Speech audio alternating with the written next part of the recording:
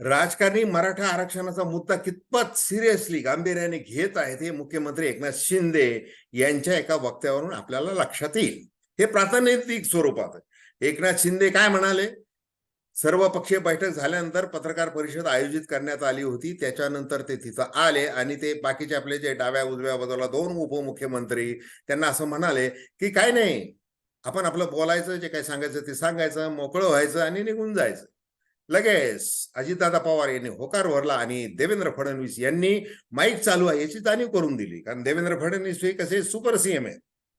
आता हे देवेंद्र फडणवीस यांच्याकडे गृह खातं आहे आणि गृह खातं असलेल्या या माणसाकडून जे काही अपराध झालेला आहे तो लाठीमाराच्या संदर्भातला, गोळीबाराच्या संदर्भातला आंतरवाली सराटीमध्ये हरिपाठ चालू असताना त्या बाया बापड्यांवर तो लाठीमार झाला. मग आता त्याबद्दल त्यांनी माफी मागितली आणि आता मनोज जरांगे पाटील हे उपोषण सोडण्याच्या मनस्थितीमध्ये आहेत. परंतु त्यांची अट आहे की एकनाथ शिंदे यांनी स्वतः इथं यावं आणि 1 महिन्याचा वेळ जो तुम्ही मागून घेतलेला आहे तो आम्हाला लिहून द्यावा आणि मग उपोषण सोडू. आता गावकऱ्यांचं असं म्हणणं आहे, कुजबूज चालू आहे की देवेंद्र फडणवीस यांनी यावं आणि गावकऱ्यांसमोर, त्या माया बापड्यांसमोर माफी मागावी पुन्हा, असंही देखील त्यांचा आग्रह आहे. नमस्कार, जय महाराष्ट्र. मी डॉक्टर अनिल फळे. हे बघा की गेल्या 15-20 दिवसांपासून महाराष्ट्राचं जे रणकंदन माजलेलं आहे त्याचा एकच मुद्दा आहे की मराठा आरक्षण देण्यात यावं. मनोज जरांगे पाटील यांनी आपले प्राणपणाला लावून हा प्रश्न ऐरणीवर आणलेला आहे, आक्रमकपणे आणलेला आहे. गेल्या अनेक वर्षांपासून ते संघर्ष करत आहेत.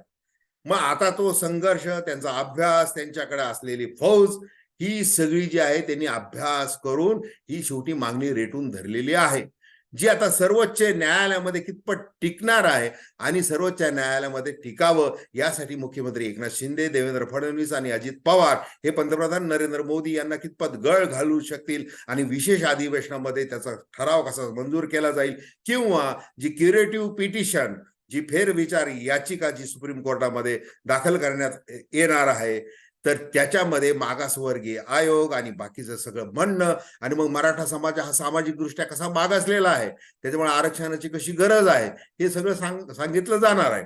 आता दुसरं असं बघा की गेल्या आठवडाभरापासून ओबीसी नेते हे अधिक आक्रमक झालेले आहेत. त्यांनी आता काल जाहीर करून टाकलेलं की आम्ही सुद्धा आता आमरण उपोषण करणार.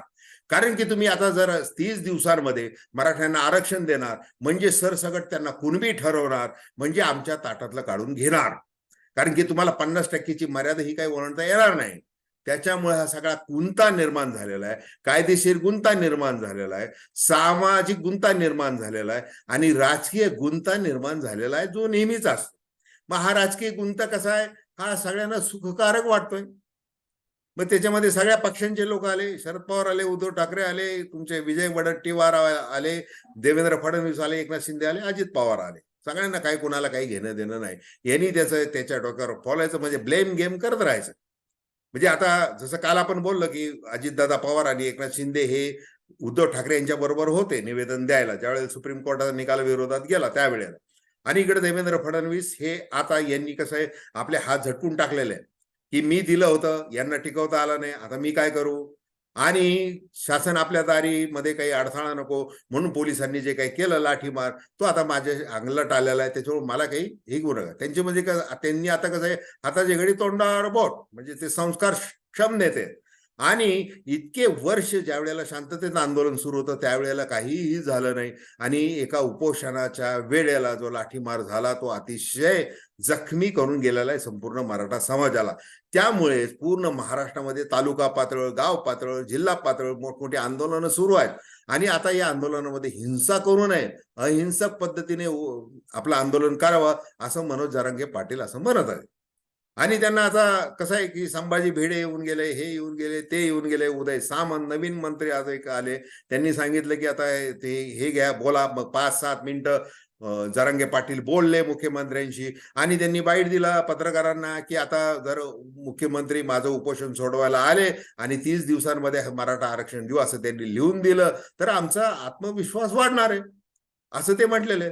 पण तुमचा आत्मविश्वास वाढवण्यासाठी ते कितपत गंभीर आहेत हे त्यांच्या वक्तव्यावरून दिसलेलं आहे. लोकमत त्या युट्यूब चॅनलवर ते आपण पाहिलेला आहे तो व्हिडिओ.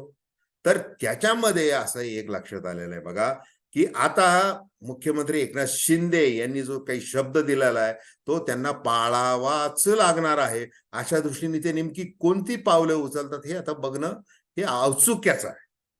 आणि हा गुंता त्यांना सोडवता येऊ नये यासाठी विरोधक पुन्हा कसे ते बसलेले आहेत की त्यांनाही तेच पाहिजे. म्हणजे आता इकडे कसं आहे, विशेष अधिवेशनामध्ये वन इलेक्शन वन नेशन हे जे काही नरेंद्र मोदी यांचं जे काही चालू आहे ते कशासाठी चालू आहे, ते अर्थातच त्यांचा लोकसभा असेल विधानसभा असेल याच्यामध्ये आपल्याला जास्तीत जास्त मतदान पडावं आणि आपण तिसऱ्यांदा पुन्हा पंतप्रधानपदी यावं असा त्यांचा आग्रह आहे. आता 2019 मध्ये ज्या वेळेला अशीच काही अहवाल म्हणजे सॅम्पल सर्वे त्यांच्या विरोधात गेले होते, त्याच्यानंतर पुलवामा घडलं. आता ते कसं घडलं का घडवलं गेलं हे राज ठाकरे त्यावर बोललेले आहेत. सत्यपाल मलिक हे जे काश्मीरचे राज्यपाल होते ते देखील बोललेले आहेत. आता म्हणे काय, आता पाक व्याप्त काश्मीर आपल्या ताब्यात घ्यायचं आहे आणि ते शौर्य त्यांना गाजून दाखवायचं. जसं पाकिस्तानवर सर्जिकल स्ट्राईक करण्याचं त्यांनी शौर्य गाजवलं होतं. आता त्याच्यात किती गेले आले वगैरे पाकिस्ताननी काय म्हटलं हा भाग अलविदा, पण ते झालं. तसं आता पाक व्याप्त काश्मीर घ्यायचंय. पण हे तुम्ही सगळं घ्याल, तिसऱ्यांदा तुम्ही याल सत्तेमध्ये, परंतु हे समाजातले खरे तळागाळातले जे प्रश्न आहेत, सामान्य माणसाचे जे प्रश्न आहेत, शेतकऱ्याचं मरण थांबणार आहे का, त्यांचे मुलं जे काही बहुसंख्येने जे मराठा आहेत त्यांचं काय म्हणणं आहे ते तुम्ही नीट ऐकून घेतलं जाणार आहे का, गरिबी दूर होणार आहे का, चांगलं म्हणजे याच्यामध्ये अनेक बेरोजगारी दूर होणार आहेत का, महागाई कमी होणार आहे का, शेतमालाला हमी भाव मिळणार आहे का, अशा प्रश्नांचं उत्तर तुमच्याकडे काय आहे? तुमच्याकडे उत्तर आणि तुमचे जे चेले आहेत त्यांच्याकडे फक्त हे कसं आहे, हे आंदोलन झुलवत ठेवा, काही दिवस झुलवत ठेवा, वेळ काढूपणा करा, असं सगळं चालू आहे. त्याच्यामुळे आता खऱ्या अर्थाने हे राजकीय नेते खरंच तेवढा न्याय देऊ शकणार आहेत का मराठा समाजाला, आणि जे कुणबी प्रमाणपत्र त्याच्यावरून जो काही वाद ओबीसी नेत्यांनी उभा केलेला आहे त्याची कशी सोडवणूक करणार हेच आता आपल्याला बघायचं आहे. तर धन्यवाद. हा व्हिडिओ आपल्याला आवडला असल्यास अवश्य शेअर करा, सबस्क्राईब करा आणि आपल्या प्रतिक्रिया बिनधास्तपणे नोंदवा. धन्यवाद.